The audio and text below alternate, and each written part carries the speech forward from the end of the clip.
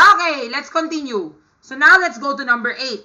Ang sabi ko dito, now Z is above negative 0.718. First, let's plot the graph. Here's our number 8. Our number 8 is right over here. Tama? So number 8 is right here. Above negative 0.718. Now, let's indicate the mean. The mean, as usual, is always 0, di ba? And then we have 1, 2, 3, negative 1, negative 2, negative 3.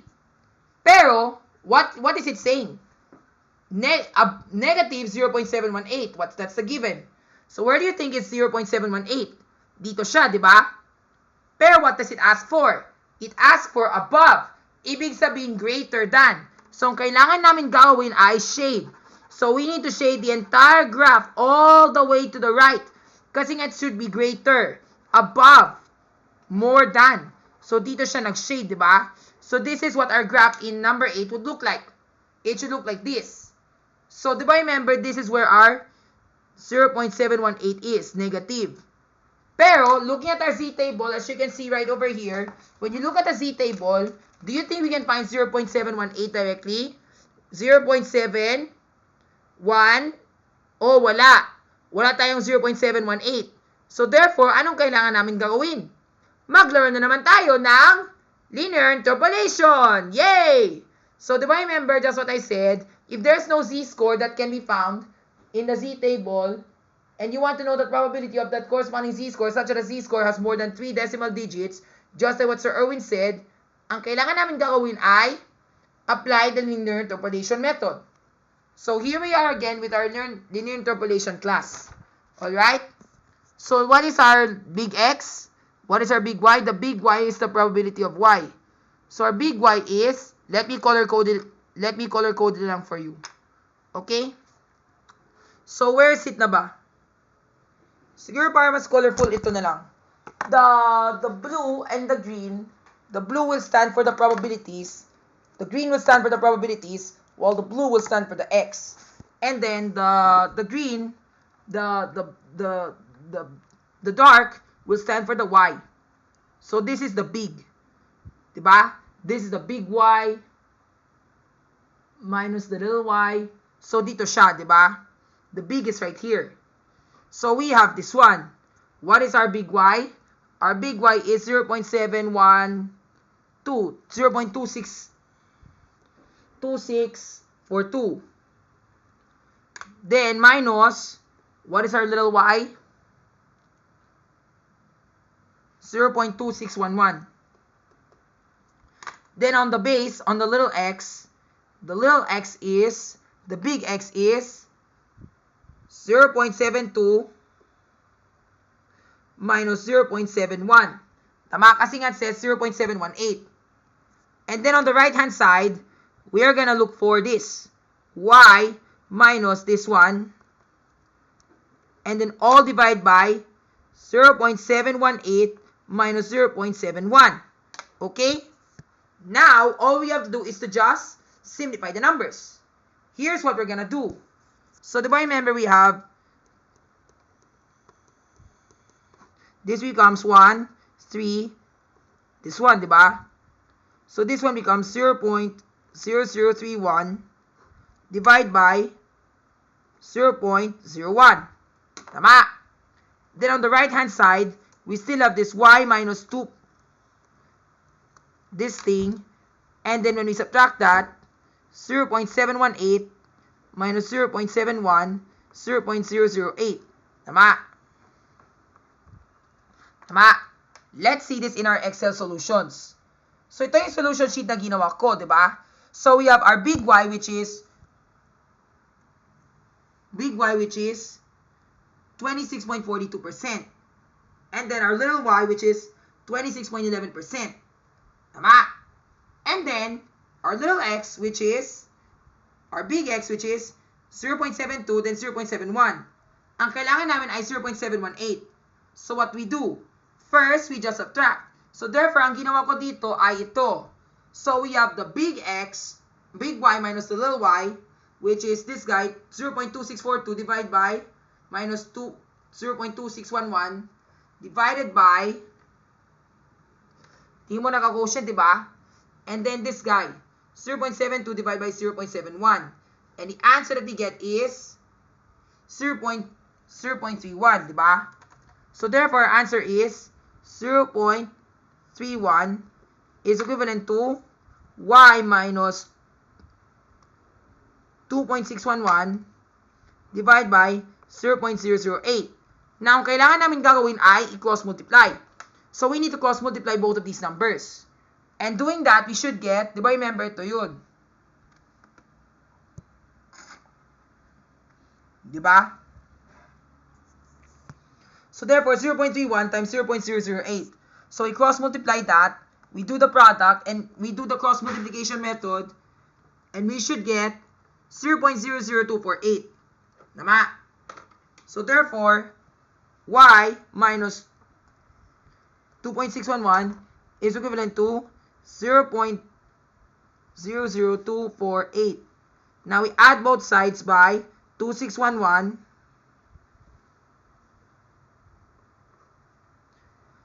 and our y is now officially 358. Tama! That's it. And when we sum this up all together, yay! We get the answer. We get the answer. Tama? And now that's our probability. Now we add it with 0.5 because remember, just like what it says in the graph, it says kailangan namin i-add namin ito. Kasi nga this 26.38, 35.8% is from this point up to 0. Tama? Pero sabi dito, it should be above. So we need to add another 0.5 which stands for this one. Tama? So, and therefore, when we add this up together, we should get 76.358%. Now, if we're gonna use Microsoft Excel, ito kasi yung gawin namin. Because it says to the right, so therefore, we know that the cumulative probability distribution table should start from this area up to this area. But we know that in a probability distribution table, it's always 1. So therefore, if we know that the entire thing is 1 up to positive infinity, what do we do so we can get this area? 1 minus this area where the z-score stops, which is negative 0.718. Diba? Let's see if we get that answer. Tinandaan mo ang sagot namin ay 76.38%. 35%. Did we get that one right? Yes. So we type there 1 minus the normal standard distribution of negative 0.718, and then we type there true because we want the cumulative value.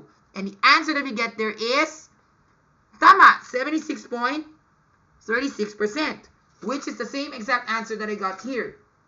Diba? Although it's just rounded. Very clear to say. Next, number 9. Here's the twist. Now, for this one, letter Z, in between the two scores. In between, wow, this is tricky. 0.421 and 2.506. Hala, don't worry. Pero don't worry, madali lang to.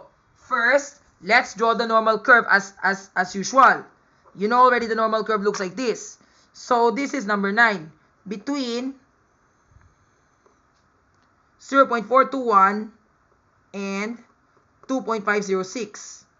So, we put there 0, 1, 2, 3.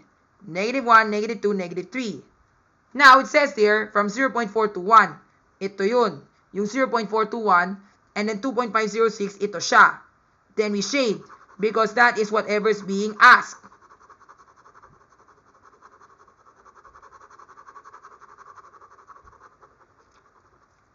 Tama? Good. Now, all we need to do is to apply the linear interpolation in both of the situations. Because for the sake of 0.421, there's no way we can find that in our Z table. So, kailangan mo gawin ay linear interpolation. So, here's how we're gonna do the linear interpolation. So, let's start if Z is 0.421. First, diba remember our Y for 0.4, 0.43, 16.64. 0.1664 minus 0.1628.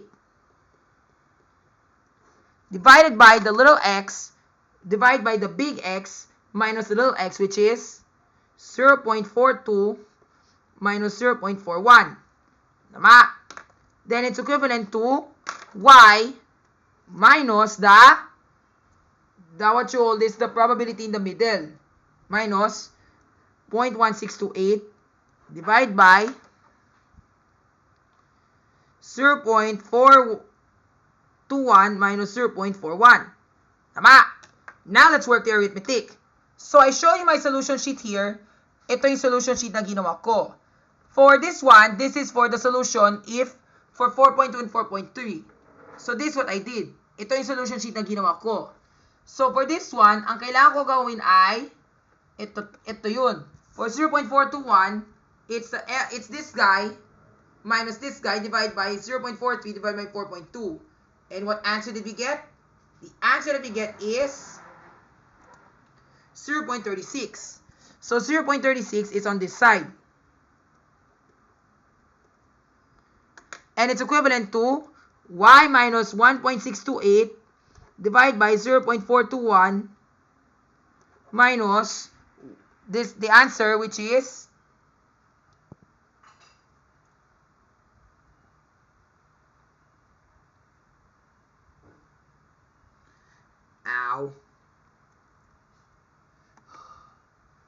which is 0.06. We should get this answer. Now, all we need to do is to apply cross multiplication. So, ang kailangan namin gagawin ay wait, ito pala, this one. It's 0.42 minus 0.41, which is 0.01. 0.001 pala. Because this one, 1, 0, 1, 1, 0. Ay, ito pala. Dapat that's supposed to be, 2, 1 pala. Tama ba?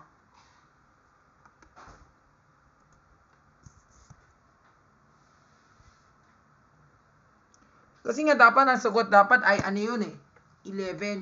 Pero bakit naging yun? 0.01. Massage my back. Bakit ganito yung sagot namin? So therefore, this is not the right answer. Tama ba? Yeah, kasi nga may nag-divide ako dito. So nag-divide ako dito, and then from there, we do this. 4, 1 minus 4 to 1 minus.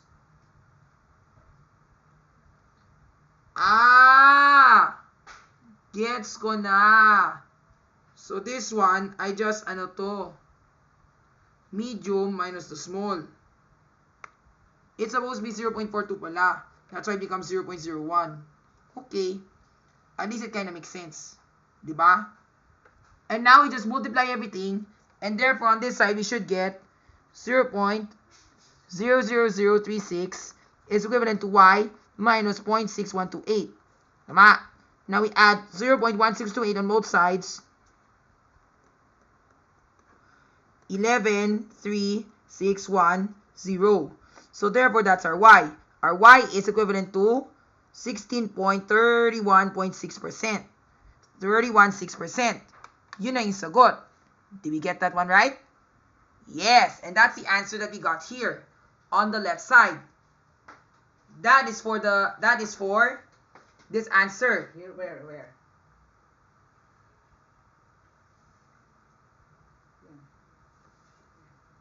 This one? Yes po.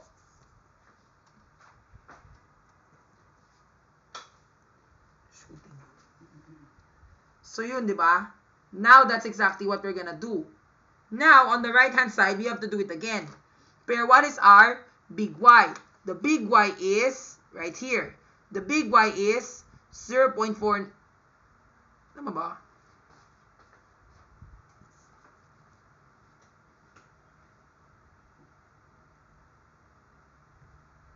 $49.4, diba? With the corresponding z-score of 2.51. 0.494. So we have 0.494 minus the little y, which is, what is our little y? It's supposed, what is our z-score again? 2.506, diba? 2.50. 0.4938. Then divide by this one. 2.51 minus 2.50. Then this is equivalent to y minus 0.4938 divide by r. What is the z-score? 2.501 minus 2.5. Tama. Now we simplify everything. Of course, for this guy, we should get this guy. We simplify 0.494, divide by this one, and then divide by 0.01. We should get our answer of course, halatang-halata when we subtract this, the answer that we get is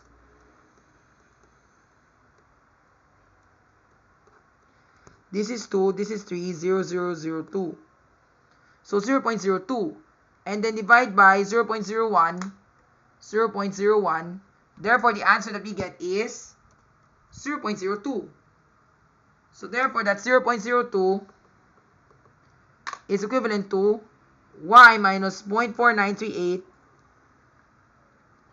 divide by our answer of 2.501 divided by 2.50, which is this guy. Diba, remember ito yun, diba?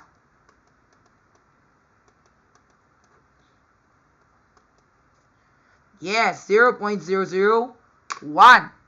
Tama. So ito yun. And then when we get that, we should get, ano to? That's supposed to be 0.06, diba?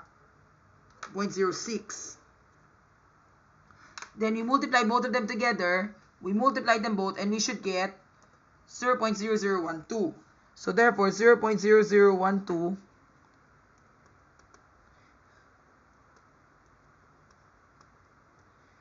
then we add both sides by 0.4938 and the answer is 5, 9. Tama. The answer that we get is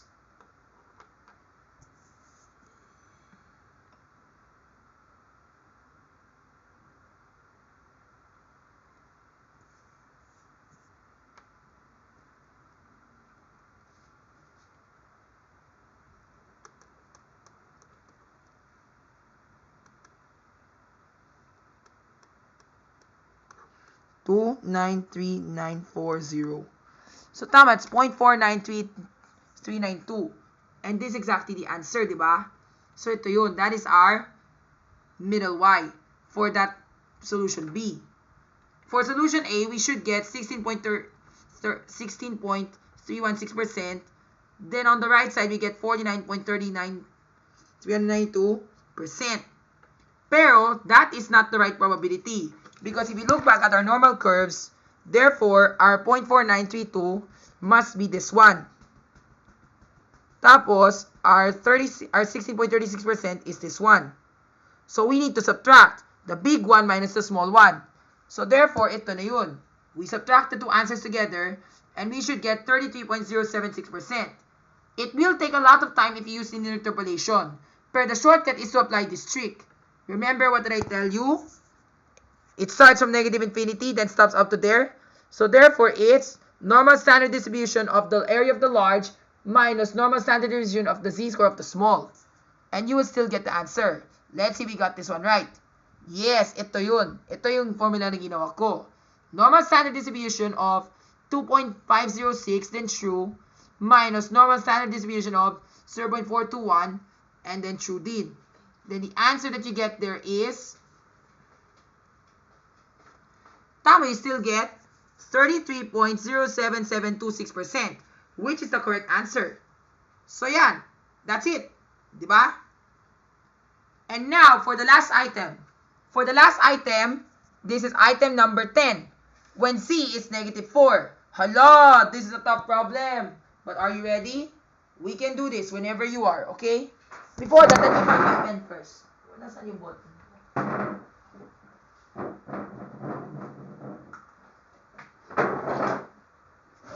Okay. So, we have this. Diba, remember, you know already, this is our curve, diba? 0, 1, 2, and then 3. Tama? Then, on the left side, we have -1, -2, -3. Pero, teka, Sabi ko dito, if z is negative 4, from 0 all the way to negative 4, which is right here, nasa dulong-dulo na yan. So therefore, if we look at our z table, we can't find 4 anywhere. Pero, nevertheless, because if we are to just round it, we can just say it's 50%. That will just be a bonus question if I were to ask you that. That will be a bonus question. Of course, if you just type 50%, then your answer is correct. I will consider. That is, of course, for a bonus question. However, there's a plot twist. Unless lang talaga, let's say for example, if your stats and probs teacher would really like an accurate answer, such that they should get the accurate decimal value, probability value, the accurate answer. Because sometimes, of course, most of them will just say, okay, 0.5, that's already correct. Bonus na yan. That will be just a bonus point. However, let's say what if, pero I'm not telling you naman this will happen, pero what if this were to happen? And if I were to give my accurate calculation, this will just be a 0.022461 whatever number probability chance that that teacher might ask you for that accurate answer. If in case that were so, then that's when you need to apply the linear interpolation again. So applying the linear interpolation rule, do you remember what is the big Y? The big Y is, we don't know. Tama? We do not know exactly what the big Y is because the big Y has to be a probability that should be greater than 4. And of course, our z-score is 4 minus what is the highest z-score? 3.09. Well, of course, you can do that because remember, when we apply linear interpolation, ang kailangan namin dapat ay 1 z-score only, 1 z-score apart. So therefore, we need to get a z-score of 3.99. And there's no 3.9 for our vertical column. Wala. So therefore, we're just gonna have to use, kasi nga max namin ay 3.09. So therefore, we're just gonna have to apply this. 4 minus 3.09 is equivalent to, what is the probability of our y? That is equivalent to negative 4.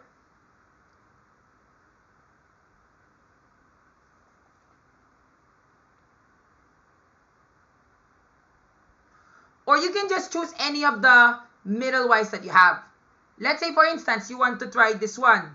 You can try this one. Or let's say naman you want this one. Pero I think that's just a bonus answer. Pero let's say, for example, we need to solve it, then this will be the solution. Pero I'm not forcing you naman to do it because this is so hard. Or let's say, for example, you want 3.09 minus 3.09, diba? And then your probability of 49.90%, then 4.990% minus 0.4990%. Of course, this one will just be simplified to 0, diba? This will become 0.000. And then this one will become 0.00. So that fraction is undefined. And then here, we get y minus 0.499090. Then this will become 4 minus 3.09 is equivalent to, this is 0, this is 9, and this is 1. So this is the answer, 0.4901. Then, we have to multiply both sides by 0, then add 49.00. Tapos yun yan, yung y. That's really a very large number. Or if you want, we will try to apply the linear interpolation that I put there. So ganito kasi yun. Ito yung solution sheet na ginawa ko. So this is my 4.99. Yes, this is my interpolation. We have the little x, which is 3.08, and the little medium y, which is 3.09. So I use my 3.09 as my middle x. And then ang hanapin ko ay si 4. Then we find the corresponding probabilities. And of course, it's still this 4.999 stuff, as you can see. Ito yun, no? 4.99, 4.99. Walang difference. And then from there, when we solve for it, ito yung kailangan ko gagawin. We subtract this on both sides, and then we simplify the numbers, and we should get, 0. Diba? And then this guy, subtract. Diba, remember this is what we did, diba? So, ang kailangan ko gawin ay subtract, and this is 0. So, we subtract on the right-hand side, and we should get 0 here. And then, we just, we just do this.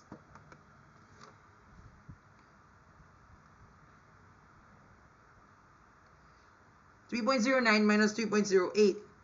And that's supposed to be 0. 0.01. Diba?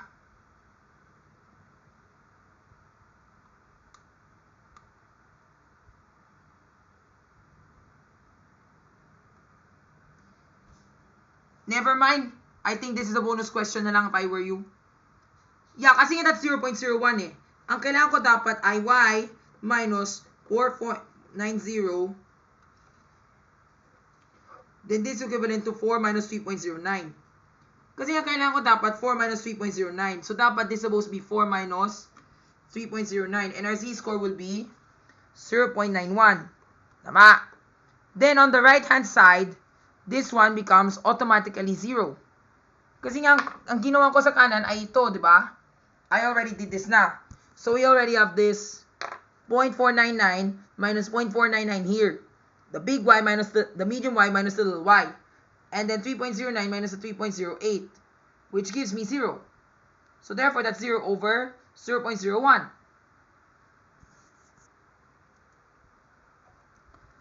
Tama nga. So that's 0.01. And this is 0. And then when we multiply this one together, this 0.91 here times 0 just gives us with 0.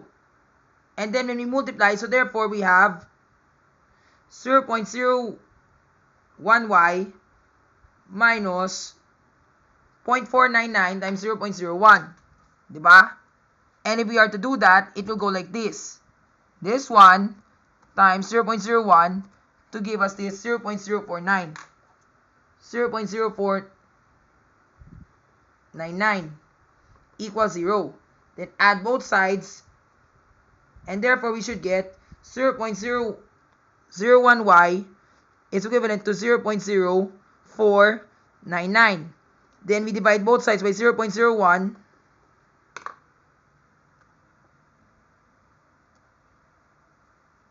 Yun nga, we still get the same answer, 4.99. We still get the same answer. We still get the same answer. So therefore, that's just a bonus. Therefore, this is not that much important after all. Even if I were your stats and probs teacher, I think I will just consider it as a bonus na lang. So ito na yun. So therefore, this is the final answer. If you want to do it this way, kasi nga ang sinabi ko dito, it is z is equivalent to 4. So if we are to do this, it will just be up to, from here all the way up to, from here,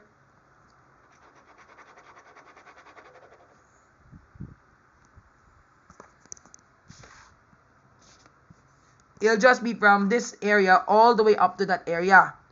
Wait lang muna ha. I will shade everything first. Because I can't hold two gadgets at the same time. So ganito siya. Ito siya, di ba? Ito yun. It starts from 0, then ends up to -4. And where does it stop? We don't know. And there's no big Y.